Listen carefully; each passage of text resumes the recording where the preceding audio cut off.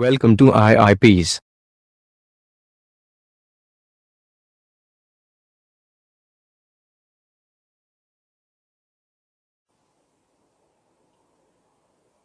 إن الحمد لله نحمده ونستعينه ونستغفره ونعوذ بالله من شرور أنفسنا ومن سيئات أعمالنا من يهده الله فلا مضل له ومن يضلل فلا هادي له وأشهد أن لا إله إلا الله وحده لا شريك له وأشهد أن محمدا عبده ورسوله يا أيها الذين آمنوا اتقوا الله حق تقاته ولا تموتن إلا وأنتم مسلمون يا أيها الناس اتقوا ربكم الذي خلقكم من نفس واحدة وخلق منها زوجها وبث منهما رجالا كثيرا ونساء واتقوا الله الذي تساءلون به والأرحام إن الله كان عليكم رقيبا يا أيها الذين آمنوا اتقوا الله وقولوا قولا سديدا يصلح لكم أعمالكم ويغفر لكم ذنوبكم ومن يطع الله ورسوله فقد فاز فوزا عظيما اللهم صل على محمد وعلى آل محمد كما صليت على إبراهيم وعلى آل إبراهيم إنك حميد مجيد اللهم بارك على محمد وعلى آل محمد كما باركت على إبراهيم وعلى آل إبراهيم إنك حميد مجيد سبحانك لا علم لنا إلا ما علمتنا إنك أنت العليم الحكيم رب اشرح لي صدري ويسر لي أمري واحلل عقدة من لساني يفقه قولي أما بعد فأعوذ بالله من الشيطان الرجيم من همزه ونفخه ونفسه بسم الله الرحمن الرحيم فلا تطع المكذبين ودوا لو تدهن فيدهنون پس نہ اطاعت کریں آپ المکذبین ان لوگوں کی جو جھٹلانے والے ہیں۔ پچھلی آیت کریمہ میں اللہ رب العزت نے دو طرح کے انسانوں کا ذکر کیا جو سیدھے راستے سے گمراہ ہیں اور جو ہدایت یافتہ ہیں، اور فرمایا کہ ہم سب کو جانتے ہیں۔ دراصل وہاں ایک سوال مقدر تھا، پوشیدہ تھا، کہ جن لوگوں نے رسول کریم صلی اللہ علیہ وسلم کی شان میں گستاخی کی اور سب و شتم سے کام لیا، ان پر فوری اللہ کا عذاب کیوں نہ آ گیا؟ تو اس کا جواب اس آیت کریمہ میں کہ ان میں سے بہت سے لوگ ہدایت یافتہ ہونے والے تھے اور بہت سے گمراہی پر ہم جانتے ہیں، اس لیے فوری عذاب نہ آیا، اور جو لوگ گمراہ تھے وہ آہستہ آہستہ کر کے مختلف جنگوں میں اور بدر میں خاص طور پہ وہ تباہ و برباد ہو گئے، اور بدر کا میدان صنادید قریش کی لاشوں سے بھر گیا، جو ان کے لیے ایک عبرت کا نشان تھا۔ اور فتح مکہ تک یہ تمام قریش کی قوم اسلام قبول کر چکی تھی، تو حکمت الہیہ کہ فوری عذاب کیوں نہ آیا کہ ان میں سے بیشتر لوگوں نے آگے چل کر اسلام قبول کر لینا تھا، تو اللہ تعالیٰ نے ان کو مہلت دی اور وہ اسلام قبول کر کے انتہائی قابل فخر اللہ کے بندے بن گئے، مقربین میں شامل ہو گئے، اور بڑے ان کے محاسن ہیں دین اسلام کے لیے۔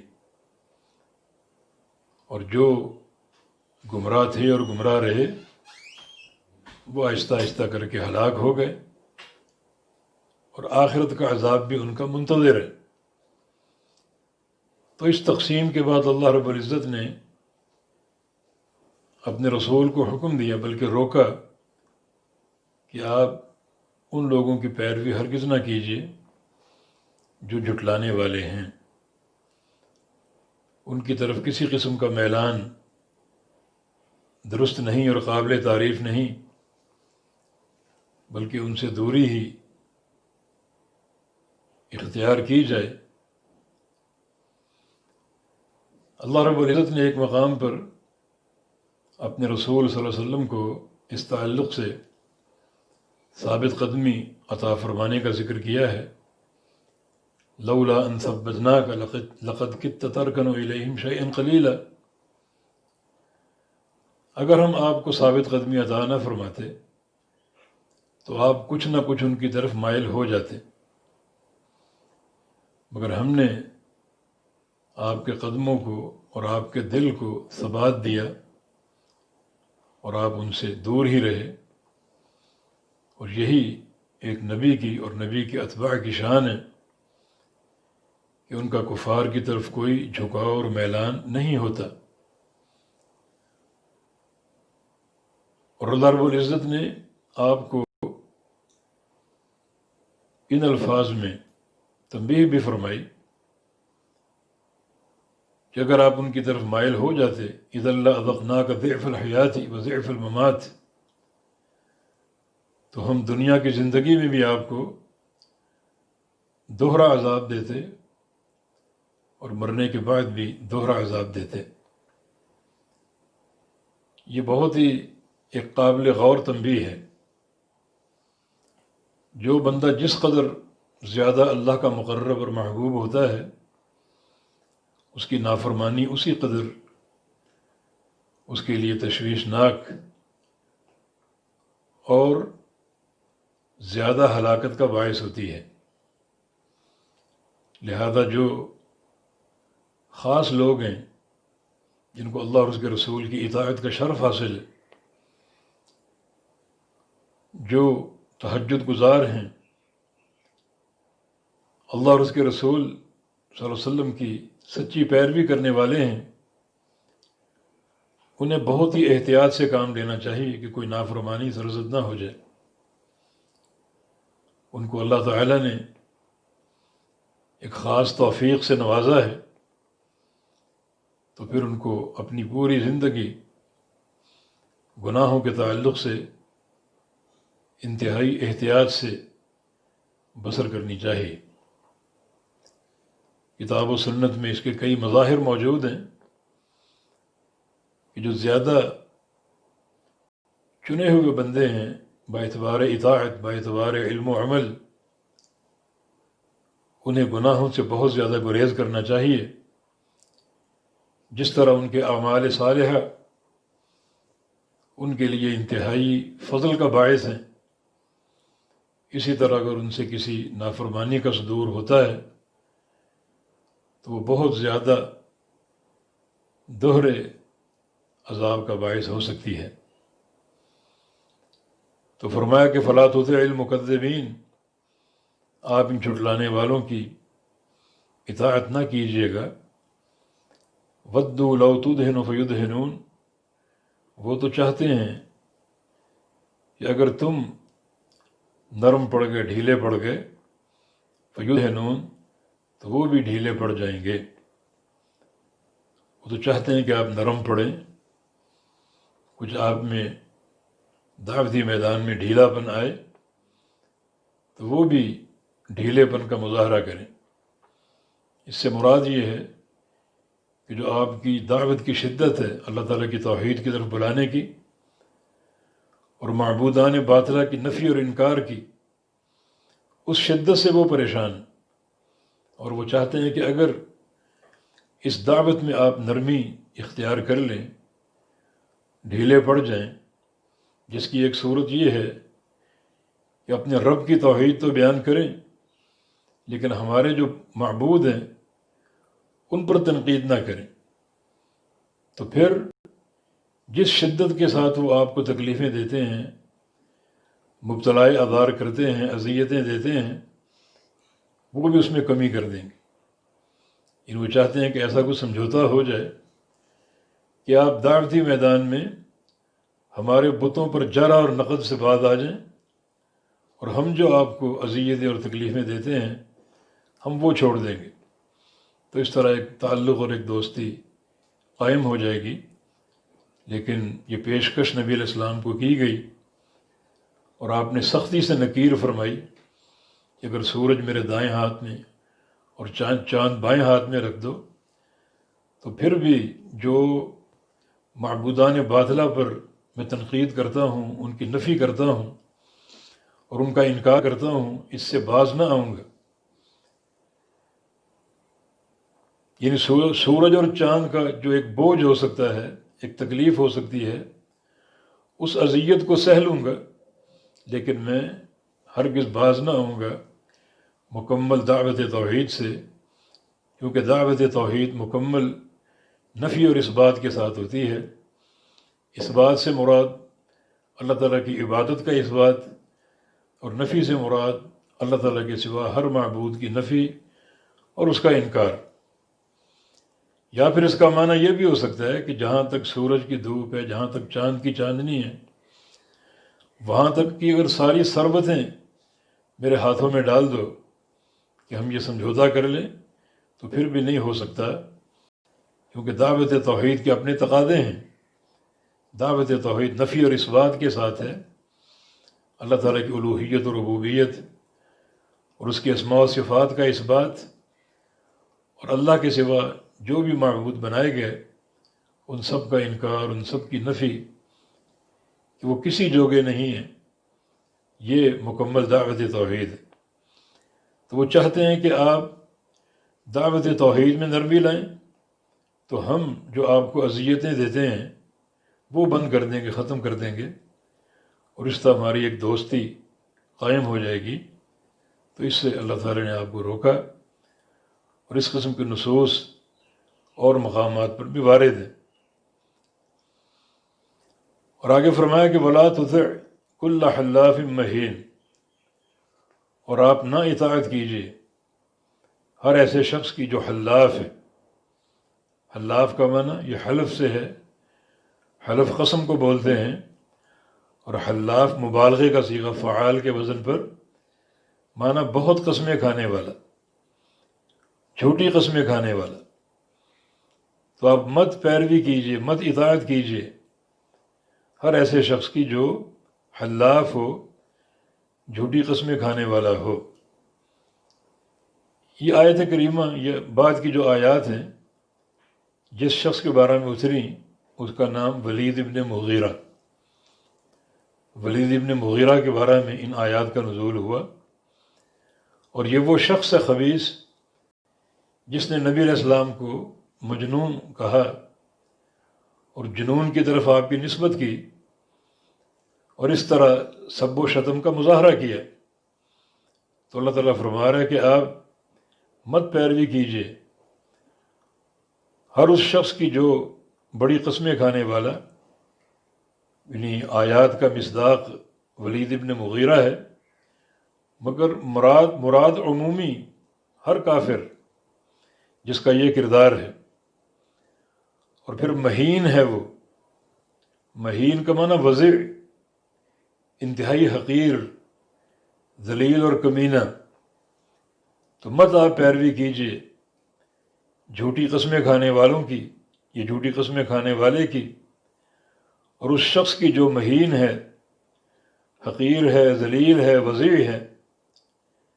تو یہ بھی اشارہ ولید ابن مغیرہ کی طرف۔ اور پھر حماز، وہ حماز ہے، یہ حماز حمزم سے ہے، اور حمز کا معنی ضرب لگانا یا مارنا، اور حماز اس شخص کو کہتے ہیں جو اپنے جاننے والوں پر غیبتوں کی ضرب لگائے، غیبتیں کرے۔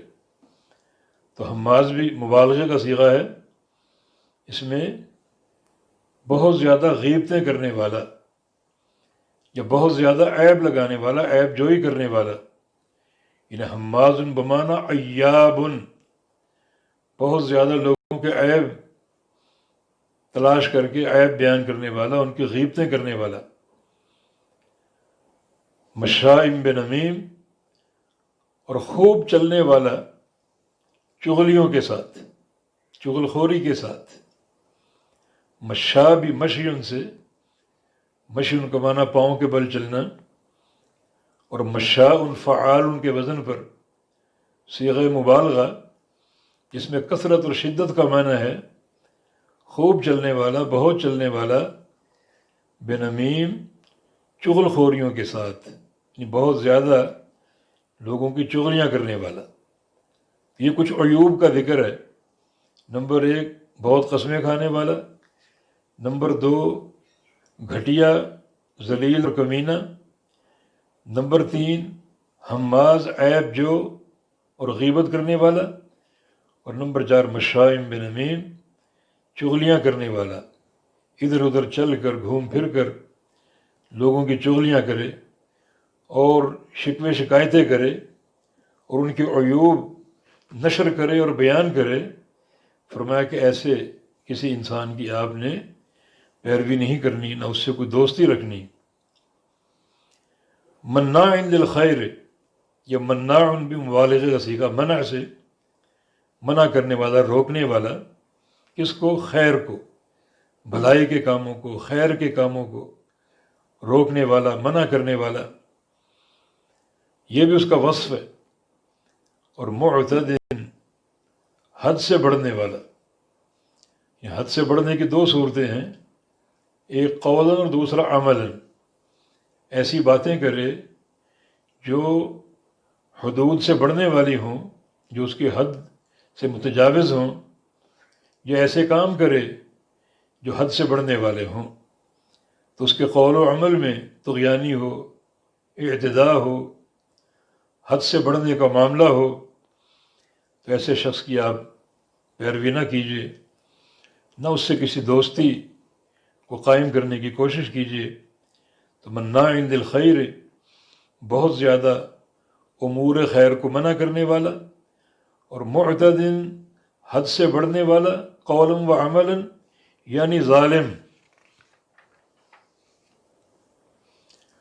اور اثیم، یہ فعیل کا وزن ہے، مبالغے کا صیغہ، جس کا معنی بہت زیادہ گناہ گار، بہت زیادہ گناہوں کا ارتکاب کرنے والا۔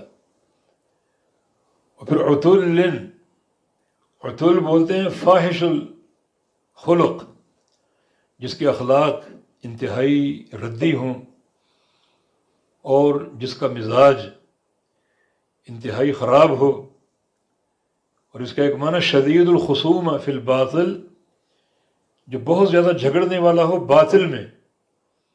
ایک جھگڑا ہے حق کے لیے اور ایک جھگڑا باطل کے لیے، نا حق کے لیے، تو اس کا یہ وصف ہے کہ اس کا جھگڑنا باطل کے لیے ہے اور نا حق کے لیے عتل۔ تو عتل کا معنی فاحش الخلق، انتہائی بد اخلاق، ردی اخلاق والا، باطل کے لیے جھگڑنے والا، عتل۔ اور بعد ذالک، اور اس کے بعد زنیم بھی۔ زنیم کہتے ہیں مجہول النسب، جس کا نسب معلوم نہ ہو، جس کا نسب مجہول ہو۔ تو یہ اللہ تعالیٰ نے القاب اور اوصاف ذکر کیے ولید ابن مغیرہ کے، یعنی یہ 8-9 یعنی اس کے القاب اور اس کے اوصاف بیان کیے، جن میں اس کی حقارت، اس کی ذلت، اس کی کمینگی، اس کی بد اخلاقی، بد مزاجی، یہ ساری چیزیں اللہ تعالیٰ نے بیان کی اور اسے ان القاب سے نوازا۔ ابن قتیبہ کا قول ہے کہ قرآن حکیم میں کسی شخصیت کے بارے میں اتنے زیادہ برے القاب استعمال نہیں ہوئے۔ اللہ رب العزت نے یہ سارے القاب اس پر استعمال کر کے اور اس کو وحی کا، قرآن کا حصہ بنا کر قیامت کے دن تک اس کی ذلت کا، اس کی حقارت کا ایک سرٹیفکیٹ جو ہے وہ قائم کر دیا پوری دنیا کے سامنے۔ اس کا چہرہ ان تمام خباستوں کے ساتھ اللہ تعالیٰ نے واضح کر دیا اور کھول دیا۔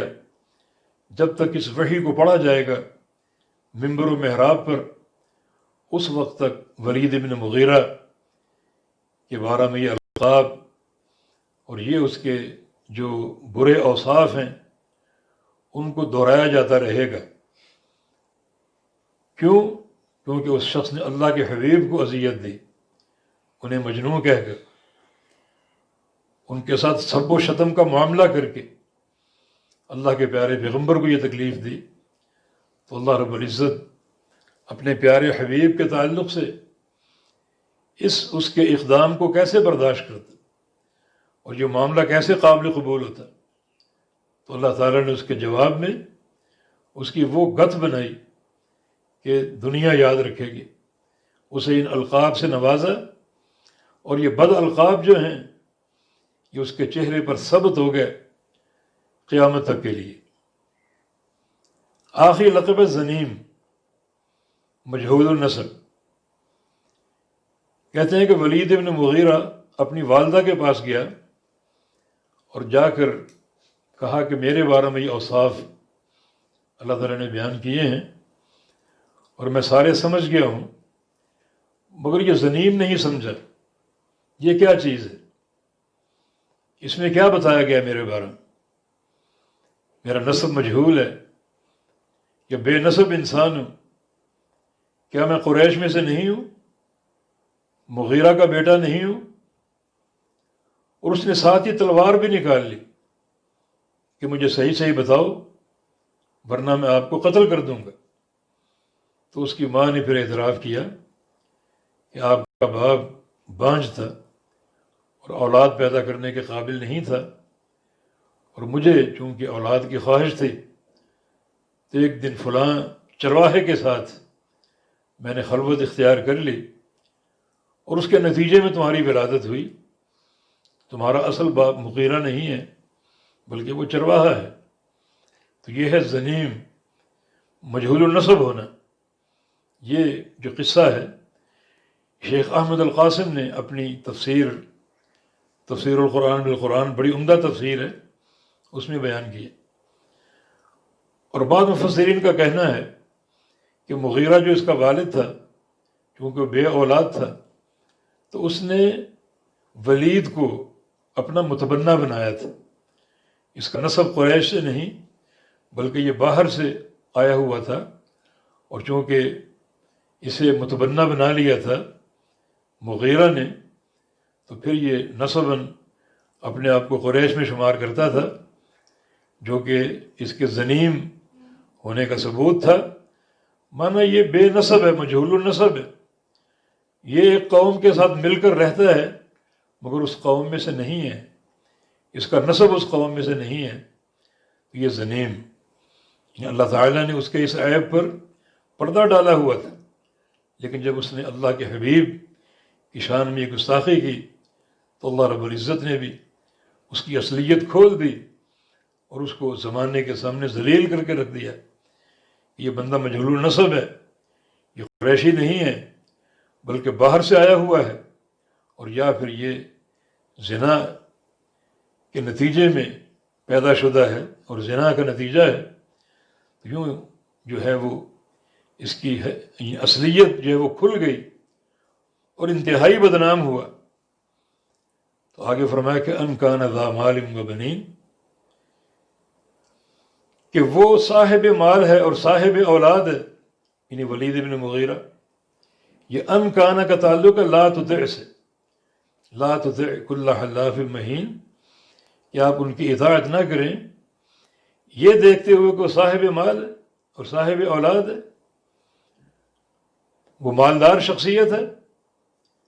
نبی علیہ السلام کو تو مال سے کوئی محبت نہ تھی، لیکن ایک طرح کی یہ تنبیہ سارے مسلمانوں کے بارے میں ہے، سب سے کی گئی کہ کسی شخص سے کہ وہ کافر بھی ہو تو اس سے محبت نہ کی جائے اس کے مال کو دیکھ کر، یا اس کی کثرت اولاد کو دیکھ کر، کثرت جماعت کو دیکھ کر، اور اس کے مال و دولت کو، اس کی فیکٹریوں کو دیکھ کر وہ قطعاً اس قابل نہیں کہ ان چیزوں کی بنا پر اس سے محبت کی جائے۔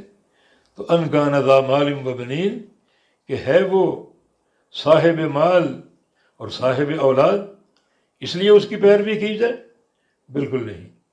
تو اللہ کے پیغمبر تو بالکل بے نیاز تھے، آپ کو تو فقر کی زندگی پسند تھی، تو اللہ رب العزت نے اصل میں یہ نصیحت برسبیل عموم کی ہے کہ ایک مسلمان کا کردار بھی ہونا چاہیے کہ وہ کسی کافر سے اس لیے دوستی نہ رکھے کہ وہ صاحب مال ہے اور صاحب جماعت اور صاحب اولاد ہے، بلکہ اس کے عقیدے کو، اس کے کفر کو دیکھے، اور اس کا وہ کفر جو ہے وہ اس سے نفرت کے قابل اس کو بنائے گا، کسی محبت اور دوستی کے قابل نہیں ہے۔ الولاء والبراء